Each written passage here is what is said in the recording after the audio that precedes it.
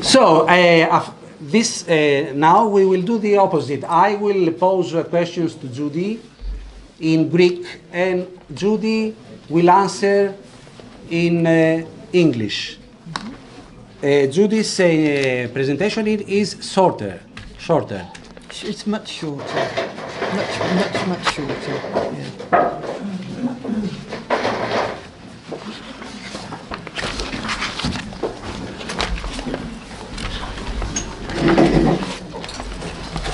Yeah. So, να ξεκινήσουμε. Ναι. Μπορείς να μου δώσεις τις δικές σου. Can you give me your questions?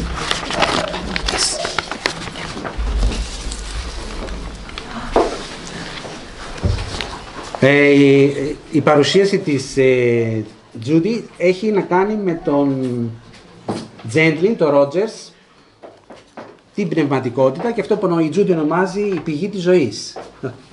Η πηγή της ζωής, αγγλικά. The source of life. So, Judy,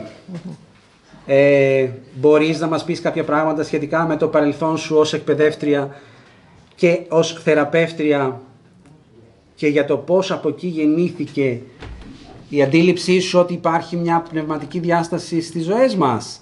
Λες ότι έχεις φτάσει να κατανοήσεις ότι υπάρχουν μετέχμια, ότι υπάρχουν όρια, έτσι, μετέχμια στη βιωμένη μας εμπειρία, τα οποία αν τους δοθεί η προσοχή μας, αποτελούν δυνητικά οδούς προς αυτό που ο Gendlin ονομάζει μια κοσμική δύναμη, θετική κοσμική δύναμη, πέρα από το όριο αυτού που μπορεί να κατανοηθεί.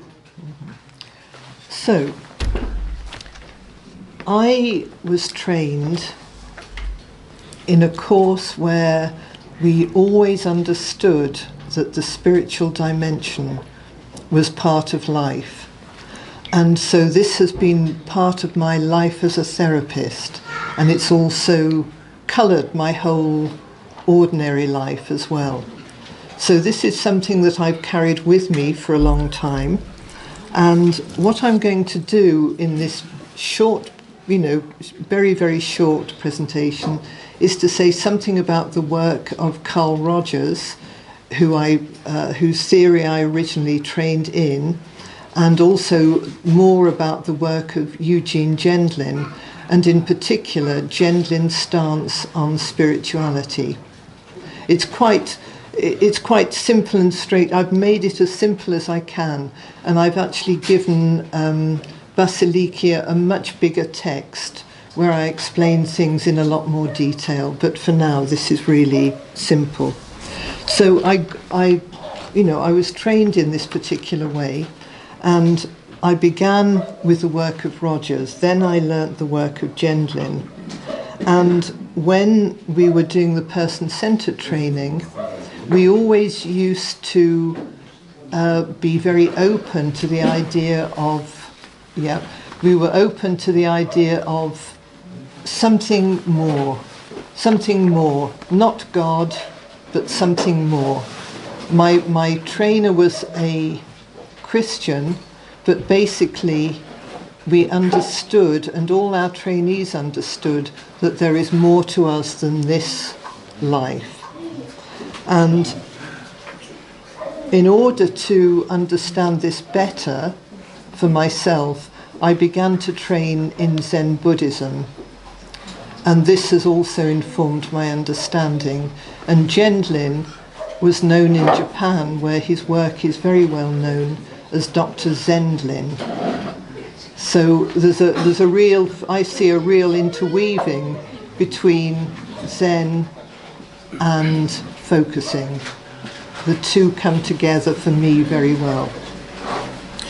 And what Gendlin describes when he writes about spirituality is that there is a positive cosmic force beyond the edge of what can be understood.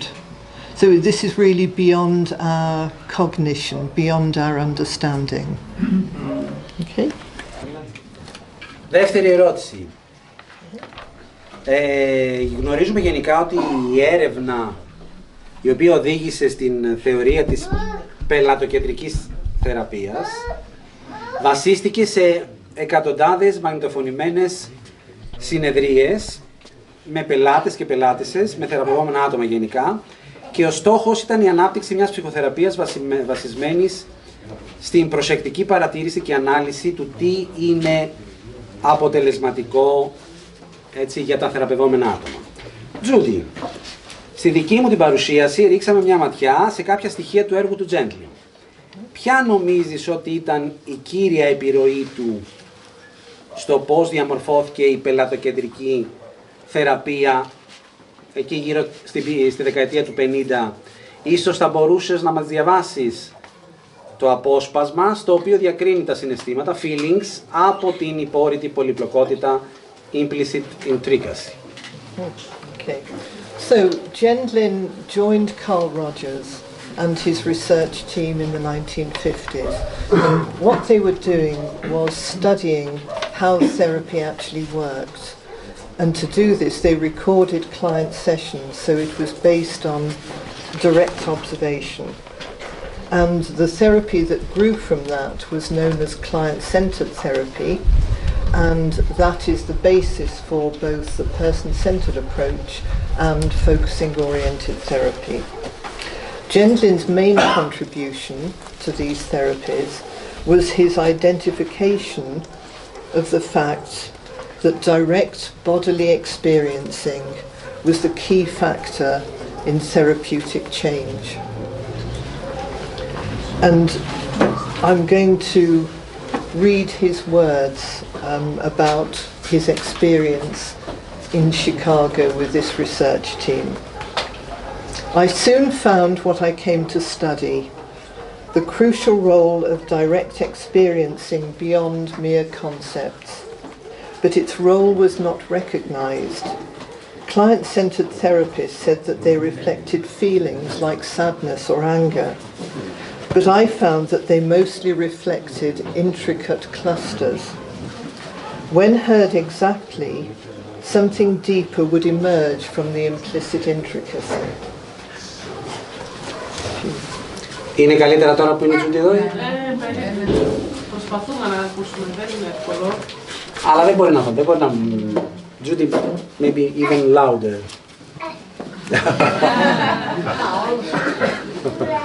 Louder and higher. Και Judy, πώς η υπόρρητη πολυπλοκότητα στην οποία αναφέρθηκες σχετίζεται με την πνευματικότητα? With spirituality. Okay, so implicit intricacy is particularly relevant to spirituality. A long time after this research period, Gendlin was asked what he thought about spirituality as a concept. And he said, spirituality, there's no such thing. It's all an intricacy, a Persian rug. So I'd ask you what you have there that you're using this word for. In other words, he's pointing to the bodily sensation of the implicit intricacy that evokes in that particular person the idea of spirituality. He's pointing to a place where there are no words, but simply an openness or an edge. Υπάρχει ένα περσικό χαλί λοιπόν.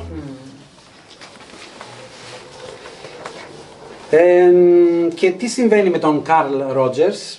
Πώς έφτασε σε έναν συμβιβασμό ανάμεσα στη διεξαγωγή επιστημονικής έρευνας και την ύπαρξη ενός ευρύτερου πλαισίου για τις ζωές μας? Μπορείς να αναφέρεις κάτι σχετικά με την επίδραση του Otto Rank και τη δική του άποψη για τη θεραπεία ως αναγέννηση πάνω στην αντίληψη του Rogers και των συνεργατών του? If that makes sense for you.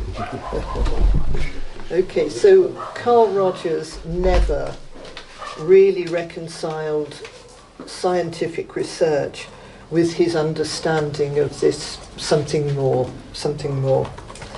And he wrote about the contradiction between the rigorous objectivity of myself as a scientist and the almost mystical subjectivity of myself as a therapist. And you asked about Otto Rank. A key influence on Carl Rogers' sense of mystic subjectivity was Otto Rank. He met Otto Rank in the 1930s, and Rank was a very significant influence on the development of client-centered therapy. But what is not generally recognized is that Rank was actually really influential on Rogers' idea of spirituality. And what's particularly interesting is Rank's view of therapy as a rebirthing of the client. And I'm not going to quote from Rank, but this is what Carl Rogers says in his introduction to client-centered therapy. And these are Rogers' words.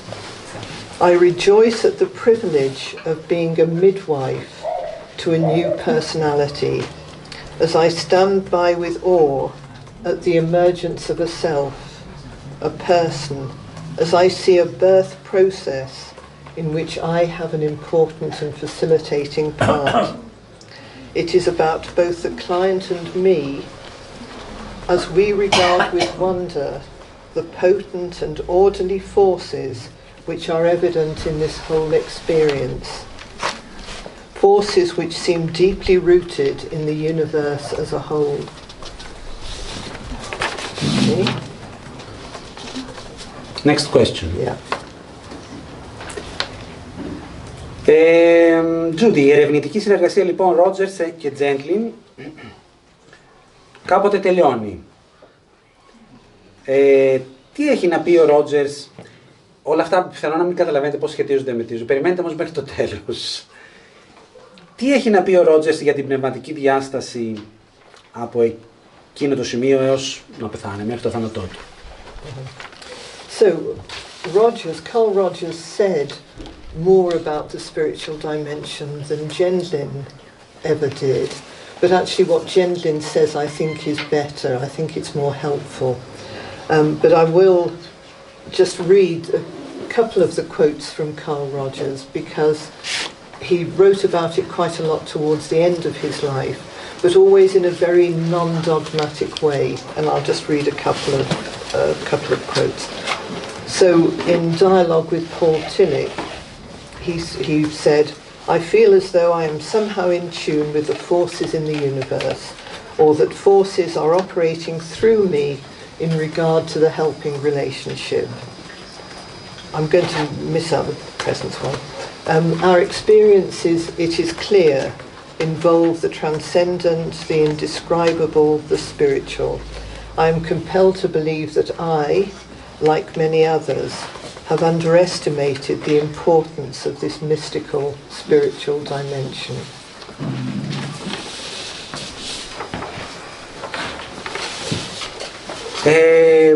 Πρόσφατα η Judy έχει γράψει ένα κεφάλαιο για την πνευματικότητα και το υπερβατικό στο συλλογικό έργο Handbook of Person-Centered Therapy, εγχειρίδιο για τις προσωποκεντρικής θεραπείας, το οποίο κυκλοφορεί τον επόμενο next month, τον επόμενο μήνα. This month. Okay.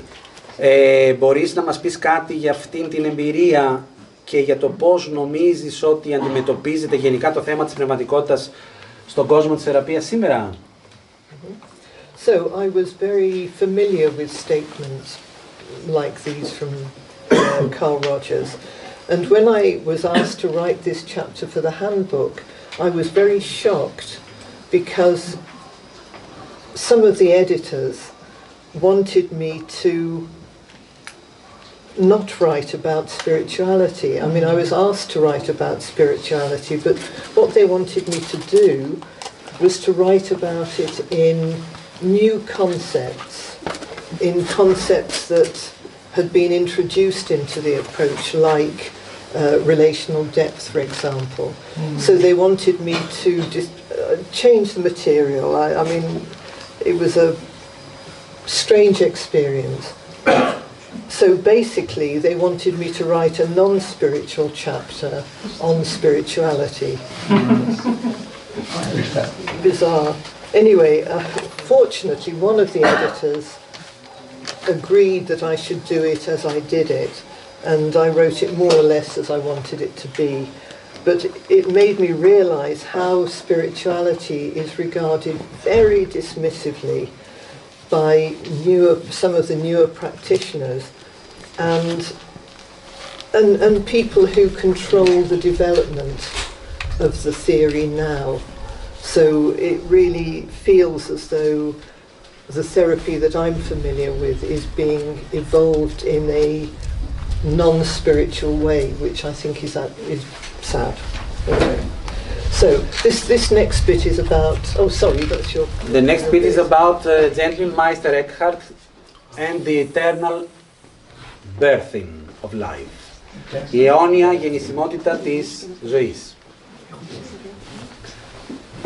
So, when Gendlin was asked by one of my colleagues why he didn't write more about spirituality, he said he would lose half his followers if he did, and he would gain more followers who he didn't particularly want. So, but spiritual understanding, the spiritual dimension of life was clearly very important to him, and he, in 1948, when he was a young man, still in his 20s, he got a copy of Meister Eckhart's Eternal Birth, and he kept it in his office space for the rest of his life. And this is very interesting. He writes a little bit about it, but not a great deal. Anyway, in a telephone conversation which was recorded with his permission in 2014, just shortly before he died, this is what he says: "In my Meister Eckhart book, there are very old underlinings. This time I find only one big thing. I understand it well. I read it on every page. I understand it very well. There's only God. There's nothing else at all. Every difference in space and time, whatever the thing, whatever is different, it's not God. So there is no difference at all. That gives me the same free breath. It makes me cry, like in 1948 when I got the book. Everything is only God. This is the place where my breath comes." And then I'll just say, the key elements of Meister Eckhart's theology are, which I think Gendlin really took on board. Being is God. God gives birth continuously, and we as human beings need to let divine birthing happen in us through humility, letting be, and serenity. Those aren't my words. This is fascinating given Rank's idea of rebirthing and Rogers' statement about the emergence of the client in therapy as a birth process. Wow. This is Judy, not Gendlin. This is Judy, what you said before, not Gendlin. It's of Gendlin too, but this is exactly what I'm thinking of. You're thinking that exactly. And maybe the word God might yes, for some of us be not yes. A red flag. Shall I continue? Yes. We are at the epilogue. We're getting to the end. Yeah. Προηγουμένως λοιπόν η Judy μας είπε ότι γενικά ο Gendlin απέρριψε την έννοια της πνευματικότητας ως έννοια, τέλος πάντων. Ως έννοια δεν υπάρχει κάτι τέτοιο. Πάντα προσπάθησε να υποδείξει κάτι το περισσότερο. Ναι. Έτσι. Αυτό ήταν κατανοητό. Yes, this. Η πιο ρητά διατυπωμένη άποψη του Gendlin περί πνευματικότητας και ζωής βρίσκεται σε ένα άρθρο το οποίο έχει τίτλο The Obedience Pattern. Εξαιρετικό άρθρο, πάρα. Αν ασχολούμασταν με αυτό, θα γινόταν χαμός εδώ πέρα. Χαμός. Γιατί ο τρόπος που διατυπώνει κάποια πράγματα είναι παρεξηγήσιμος. Ο τίτλος τον έχω μεταφράσει το μοτίβο της υποταγής υπακοής. Μπορείς να μας εξηγήσεις, Judy, με δυνατή φωνή, τις απόψεις που φέρνει στο προσκήνιο σε αυτό το άρθρο? With voice as louder as you can. As loud as I can. In the obedience pattern, he makes a contrast between what he calls the constricting effects of obedience to another person or the superego, with having what he calls an inner openness to the spiritual source. And Gendlin really emphasized this. And he quotes Meister Eckhart that nothing should interfere with listening to this source. And when I read this, if you just substitute God with whatever fits.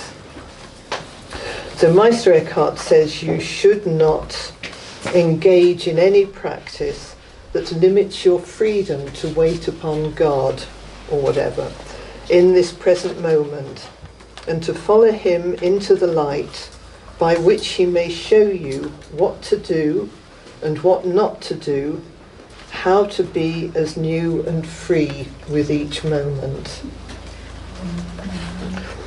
And just to coming back to Gendlin, Gendlin said that ego developing is part of spiritual development today.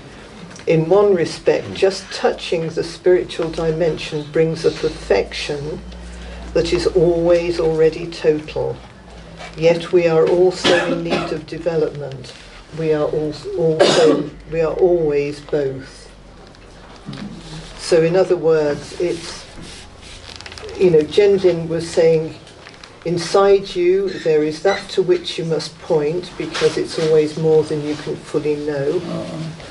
Yet because of its murkiness, with the felt sense, or its subtlety, we can easily fail to honour it above our sophisticated thoughts and more definite feelings.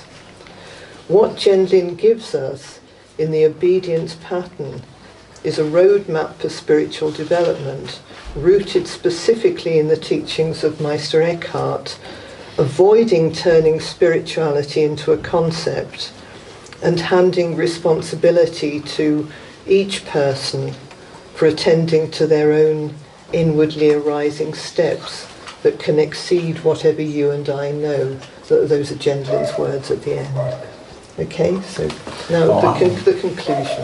The conclusion.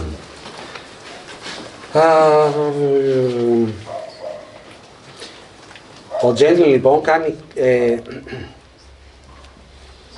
βήματα υποδεικνύοντας πώς μπορούμε ενδεχομένως να ζήσουμε πληρέστερα,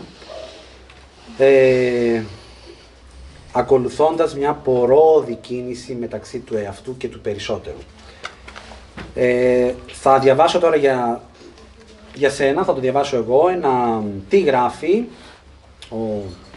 ο Gendlin από αυτό το άρθρο που είπαμε πριν, και έπειτα θα σε προσκαλέσω να διαβάσεις και εσύ ένα αντίστοιχο απόσπασμα με το οποίο θέλεις να κλείσεις.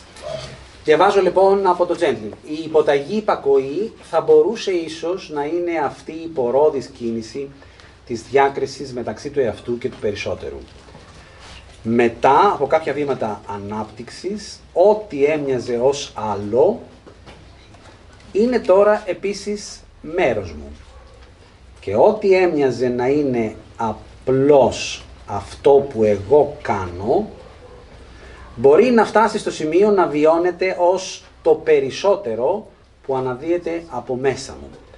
Δεν πρόκειται για ενιολογικές διαφορές στη σκέψη, αλλά για διαφορετικούς τρόπους σωματικά αισθητής και συναισθανόμενης ζωής και βιώματος στην εξέλιξή τους. Μπορεί η μετάφραση να είναι κακή. And Carl Rogers says something very similar, and that is, and he links it to psychology. Perhaps in the coming generations of younger psychologists, there will be a few who will dare to investigate the possibility that there is a lawful reality which is not open to our five senses. A reality in which present, past and future are intermingled, in which space is not a barrier and time has disappeared. A reality which can be perceived and known only when we are passively receptive, rather than actively bent on knowing. This is one of the most exciting challenges posed to psychology. So that's the final quote. And basically what they are both saying is that obedience to the inner voice, to this kind of passivity or receptivity to the source of life or energy or whatever, is the deepest form of knowing. And this is what we need to give attention to carry our living forward. Bravo.